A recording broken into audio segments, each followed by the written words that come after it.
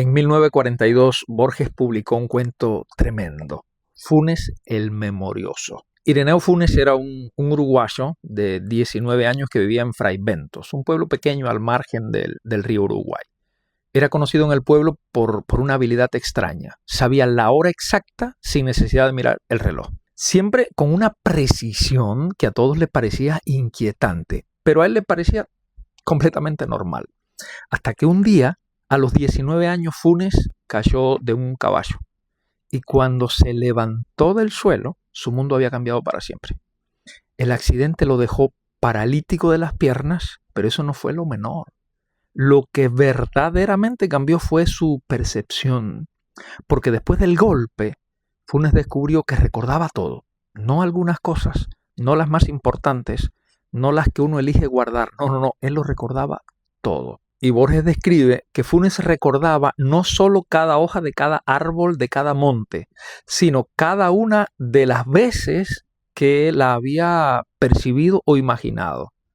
A ver, detente un momento en eso. Cada hoja, cada árbol de cada monte y cada vez que la había visto y cada vez que la había imaginado. Y no como una metáfora, no. Eso era lo que quizás lo atormentaba.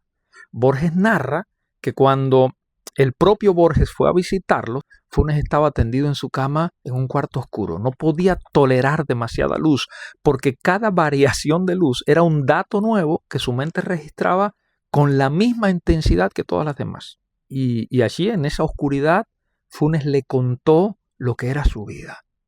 Le dijo que su memoria era como un muladar. Esa es la palabra que usa Borges, un muladar, un depósito de basura donde nada se va, donde lo importante y lo insignificante conviven con la misma fuerza, la misma intensidad. Le contó que le resultaba muy difícil dormir, porque dormir es apartarse del mundo y su mundo era una acumulación infinita de percepciones que no descansaban nunca. Le contó además que había inventado sistemas para nombrar cada número con una palabra distinta, porque le molestaba que el 7 y el 7000 tuvieran algo en común. Para Funes, cada número era único e irrepetible, como cada momento, como cada hoja, como cada cara del río en cada instante del día. Y ahí es donde Borges construye la idea más poderosa de su cuento. Una línea que cuando la pensás te devuelve uno de los diagnósticos, creo, más precisos sobre la mente humana que alguien haya escrito. Dice Borges, pensar es olvidar diferencias, es generalizar, es abstraer.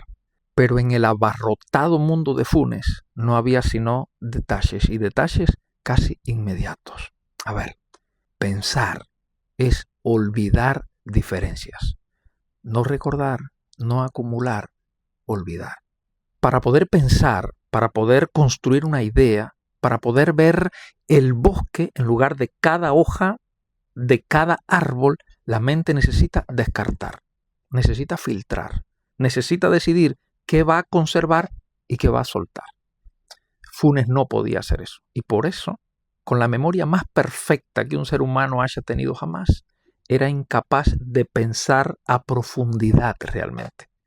Tenía todos los datos, pero no tenía ninguna idea. Ahora conecta eso con lo que probablemente quizás ya reconoces. No en la escala extrema de Funes, sino en una escala cotidiana, real. El que no puede tomar una decisión porque recuerda demasiado bien cada vez que tomó una decisión equivocada. El que no puede iniciar una relación porque tiene presente con demasiada claridad cómo terminaron las anteriores. El que no puede invertir porque recuerda con una precisión quirúrgica cada pérdida que tuvo. La memoria en esos casos no es un recurso, es una cárcel. Y una cárcel con paredes de recuerdos perfectamente conservados. Y lo más irónico es que esa cárcel se construye con algo que parece una virtud, con no olvidar. Porque yo no olvido nada, con ser cuidadoso, con decir porque yo aprendí de la experiencia y por eso todo lo pasado para mí es importante. Pero hay un punto donde aprender de la experiencia se convierte en estar gobernado por ella. Y es ese punto donde exactamente Funes nos da una tremenda lección.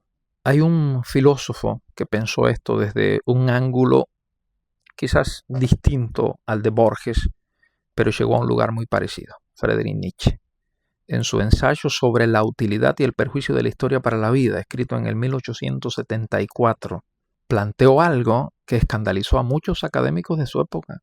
Él dijo que un exceso de memoria paraliza al hombre y le impide actuar. Y Nietzsche no estaba hablando de individuos, estaba hablando de culturas enteras, pero el mecanismo es el mismo. Decía que el hombre que no puede olvidar nada del pasado es como un animal que no puede digerir y que termina aplastado por el peso de todo lo que conservó. Borges escribió Funes 68 años después de ese ensayo y no sé si lo tenía en mente, pero los dos vieron lo mismo desde lugares distintos, porque la memoria sin olvido no es una ventaja, es una especie de condena. A ver, volvamos a Funes por un momento, porque hay algo en el cuento que no quiero pasar por alto. Borges describe que Funes, en los pocos años que vivió después del accidente, había acumulado más recuerdos que todos los hombres desde que el mundo es mundo. Y sin embargo, Funes murió joven, a los 21 años, de una congestión pulmonar. Pero hay algo en esa muerte joven que no parece accidental. Un hombre que no puede descansar, que no puede filtrar, que no puede olvidar, que no puede olvidar ni durante el sueño. Es un hombre cuyo sistema no tiene descanso. La perfección de su memoria era también la razón por la que no podía vivir. Entonces, la pregunta que deja el cuento de Borges no es sobre la memoria, en un sentido técnico quizás, es sobre qué estás conservando que ya cumplió su función, pero vos no lo querés dejar ir. Porque hay recuerdos que sirven para aprender y recuerdos que sirven para justificar tu parálisis. Hay versiones del pasado que te orientan y versiones del pasado que te gobiernan. Y la diferencia entre estos dos no siempre es tan obvia. Funes no elegía recordar. Él no tenía opción, pero vos sí la tenés. Y la pregunta que te quiero dejar es, ¿qué haces con esa opción? Si usas el pasado como mapa o si lo usas como una excusa. Si aprendes de lo que viviste o si te quedas habitando lo que ya terminó como si todavía estuviera pasando. Borges termina el cuento con Funes muerto a los 21 años en la oscuridad de ese cuarto lleno de recuerdos que nadie más podía ver. La memoria perfecta no lo salvó. La memoria perfecta lo encerró. ¿Y a ti?